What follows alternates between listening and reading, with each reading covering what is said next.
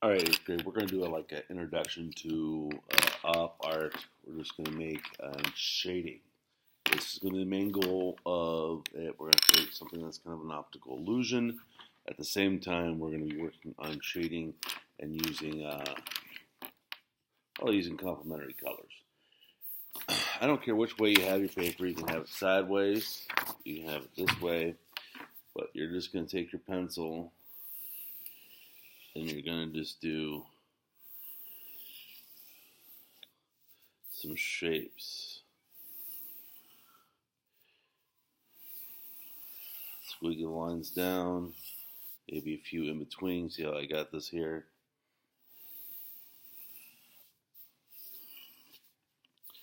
All right. You should have 1, 2, 3, 4, 5 different areas that are squiggly lines all the way down. Once you get your squiggly lines,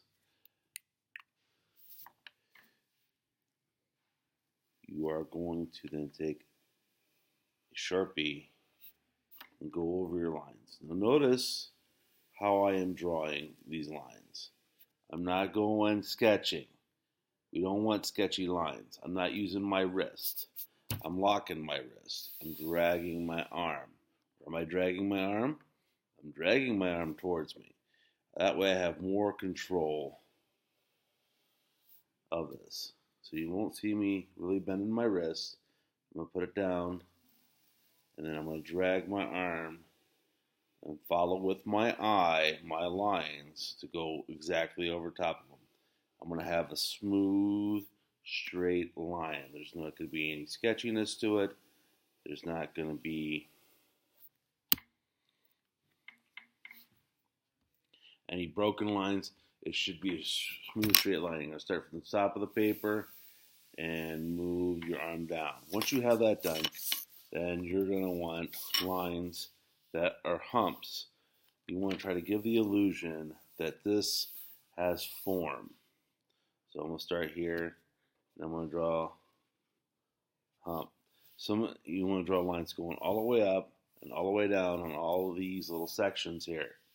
Some of you won't want to go big. Do not go big. You're going to want lines that get closer together. So when we come to an area where it squeezes in, we want to squeeze our lines. And we want smaller lines to be closer together.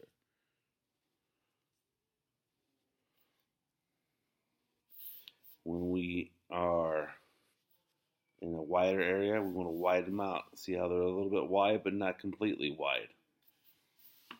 Okay? And you want to put all those lines in. So real close together lines here. And all my lines are curved. I want to use the curved lines. Show that whatever I'm drawing on top of that, it's going to have a 2D form, that it's round, like it's a blob sitting on the table.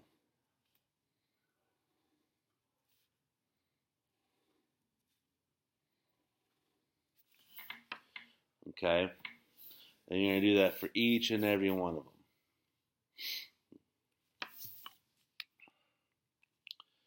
When you get that done,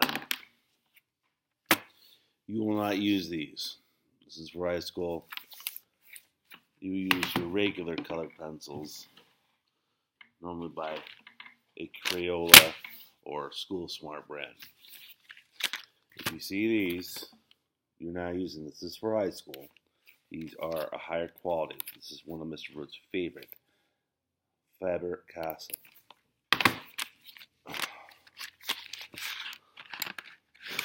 What you want to do next is you are going to pick a set of complementary colors. So football Christmas time. So if I have orange, I'm going to use blue. And this is how you're going to color. You're going to color each individual line. And you're going to start by pressing really hard. And I'm going little circles. I'm not going all that big. Show you. So I want that orange, really orange, at the bottom of this, gel. And as I come up, I am just dragging my pencil and putting a hint of color. I can go back, smooth it out. Okay, I'm not scribbling, I'm coloring. And then I want the very top of it to be white. You're going to do the same thing here. You're going to go down, and this is what this is called. This is called value.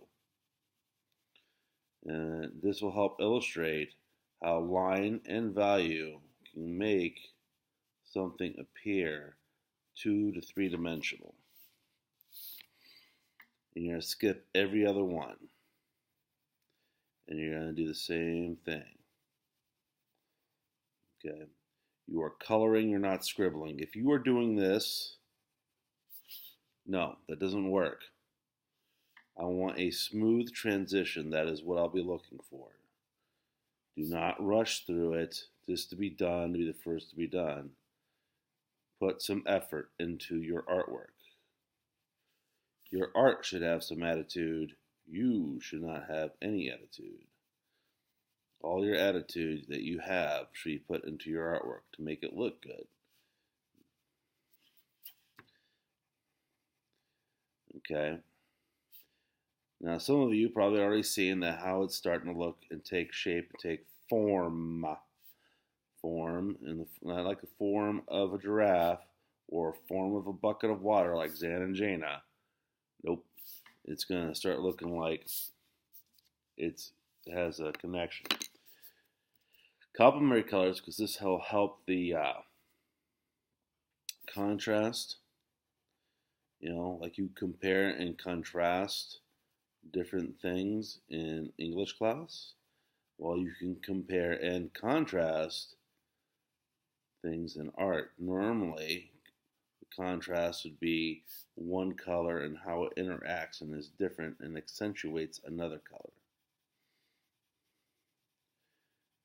And we use complementary colors because they are the epitome of these colors. They are the prime example. They are what I am talking about.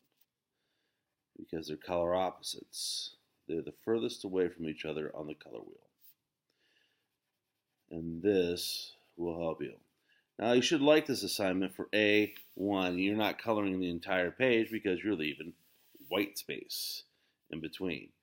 We got to make sure that you have dark at the bottom and you get lighter and lighter or gradate the color as you come up and leave that white space right in the center. So you want to press a little bit hard without breaking the pencil at the very bottom. And then you lighten your drag on the paper with the pencil as you proceed up. See, I'm going back and I'm making certain things darker because, I'm not happy with my transition. I think I can get it a darker color. We're not talking about layering colors, we're talking about gradating colors. And you can already see here that it's starting to take form, adding those two next to each other. Are you going to use the same colors all over? No. You should not have the same color pattern next to each other. So if I have orange and blue here, I should not have orange and blue here, or here, or here, or here. All right, I want different complementary colors. So if I have it here, then I can start putting my lines, my curved lines. And if you want for even a better effect, you can switch it around and take the curve the other way.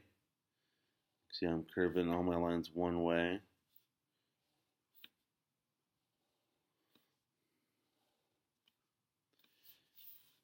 But you can curve it the other way. You can go this way if you like and switch it up.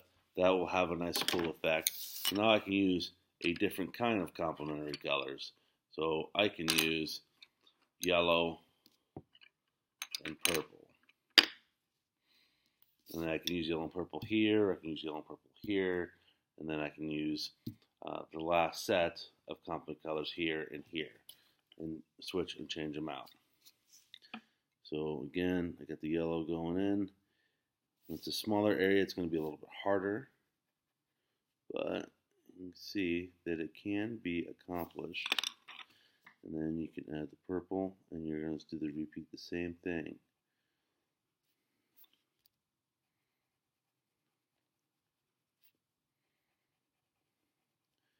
And again, we're working on op art. This is op art. We're going to work on value and form. So value and form, going from a dark, intense color to a lighter color to create form. All right. This is already past the 10-minute mark. That is my introduction to the video. Get working.